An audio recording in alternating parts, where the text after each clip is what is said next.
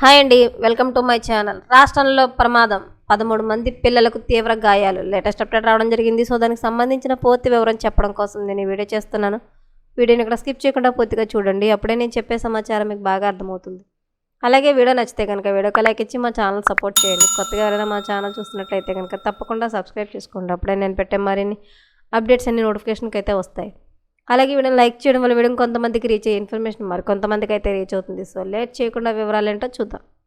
మహారాష్ట్ర రాష్ట్రంలో సోలాపూర్ జిల్లా అక్కల్కోట్ తాలూకాలోని బబ్లాడ్ గ్రామంలో నడుస్తున్న జిల్లా పరిషత్ కన్నడ ప్రాథమిక పాఠశాలలో భవనం వరండా పైకప్పు హఠాత్తుగా ఊడి కూలిపడింది.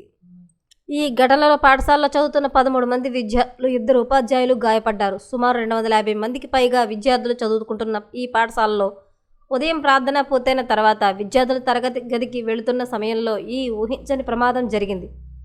పైకప్పు శిథిలాలు విద్యార్థులపై పడడంతో ఆ ప్రాంతంలో తీవ్ర కలకలం, ఉద్రిక్తత నెలకొన్నాయి.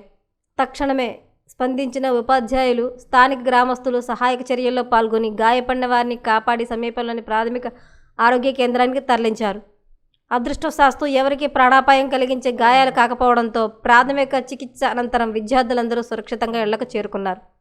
సుమారు 25 ఏళ్ల నాటి పాఠశాల భవనం తగిన నిర్వహణ లేక బలహీనపడడమే ఈ ప్రమాదానికి కారణమని చెబుతున్నారు. దీంతో తీవ్ర దిగ్భ్రాంతికి, ఆగ్రహానికి గురైన గ్రామస్తులు, స్థానిక ప్రజాప్రతినిధులు ప్రమాదకర స్థితిలో ఉన్న ఈ పాత భవనాన్ని వెంటనే కూల్చివేసి విద్యార్థుల భద్రతను నిర్ధారించేలా కొత్త పాఠశాల భవనాన్ని త్వరితగతిన నిర్మించాలని యాజమాన్య పరిపాలనా విభాగాన్ని డిమాండ్ చేశారు.